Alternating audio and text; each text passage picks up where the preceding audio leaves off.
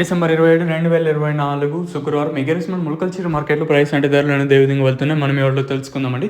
Late అయింది, ఇబ్బంది ఏం లేదు, ఎందుకంటే ఇక్కడైతే ధర అయితే పెరిగింది, వేలం పాటలు ఫాస్ట్గా ఉన్నాయి. దయచేసి స్టాక్ గురించి మాత్రం అడగద్దండి, ఎందుకంటే అంగళ్ళ మార్కెట్ కూడా మీరు ఆల్రెడీ చెప్పాను. సేమ్ ఏదైతే అంగళ్ళ మార్కెట్లో జరిగిందో అన్న శ్రీనాథ్ అన్న ఏదైతే ఆనంద్ అగ్రికల్చర్ అన్న ఇచ్చిన ఇన్ఫర్మేషన్ ప్రకారం, ఇందాక అష్రఫ్ అన్న అయితే అష్రఫ్ అన్న వచ్చేసి అక్కడ కాయలు ఉంటాడు, అన్న ఇచ్చిన ఇన్ఫర్మేషన్ ప్రకారం దిగుమతులు అయితే ఏమి అంతగా లేవు. దాదాపుగా ప్రస్తుతానికైతే 4 గంటలు 4:30 5 గంటల వరకు వచ్చేసి ఒక 400 బాక్సుల దాకా అయితే వచ్చింటాయి.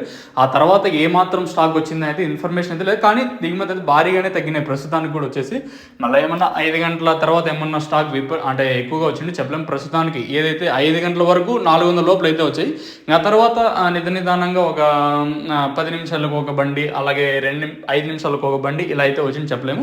5 గంటల వరకు స్టాక్ అయితే భారీగానే తగ్గింది. సో నేటితో పోల్చుకున్న ధర అయితే పెరిగింది. వేలం పాటలు ఫాస్ట్గా జరుగుతుంది. 350 రూపాయలు కాటిన ఇంకా 500 రూపాయల వరకు అయితే ములకల చీర మార్కెట్ జరుగుతుంది. 300 రూపాయలు కాటిన ఇంకా 500 రూపాయల వరకు ములకల చీర వచ్చేసి.